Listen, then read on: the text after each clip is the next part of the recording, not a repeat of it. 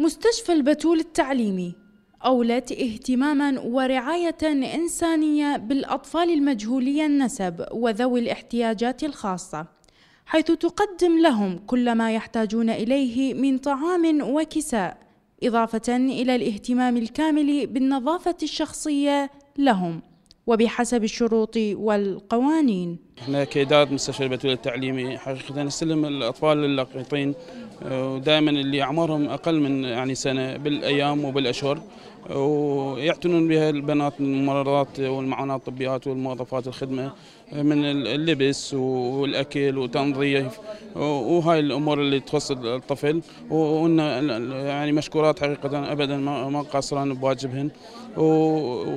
وللاستلام الطفل هناك كثير من الطلبات يتبنون هذول الأطفال. عدا الأطفال المرضى شوية صعوبة أنه يستلمون هذول الأطفال، مثل ما عندنا منغولية لحد الآن أكثر من 8 أشهر وموجودة لحد الآن. فهذه الطلبات بها لازم شروط أنه الزوج والزوجة ما عندهم أطفال وأكثر من 5 سنوات ما عندهم طفل، ويتعهد خطي ناخذ من عندهم، ولازم محضر من قاضي موجود تأكيد من القاضي وقسم الشرطة وهاي الطلبات تنرفع إلى دائرة الصحة ويتم الموافقة عليها إن شاء الله. هنا قصة أم وضعت رضيعها في أحد المستشفيات وهربت منه دون أسباب معروفة. قد يبدو الأمر غريبا أن تخالف أما قانون الطبيعة وتلقي بثمرتها إلى المجهول وبالتالي إلى الضياع الحتمي.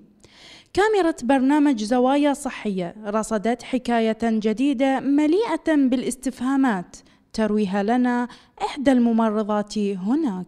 عند استلامي اليوم صباحا من قبل الخفر المسائي تم تسليم طفل لقيط يحمل من العمر 6 أشهر، معه ورقة مكتوب عليها اسم الطفل مرتجى بتاريخ الولادة 21/7/2012، وتحت التاريخ اسمه أمانة الله ورسوله، قطية حليب وياه وملابس وحفاظات. لا ما بي أي شيء، الطفل زين، صحته هاي العامة كلها زينة. احنا عاد بلغنا الإدارة بيه، زين اجى المعاون الإداري وبعد هم ياخذون الإجراء اللي اللازم.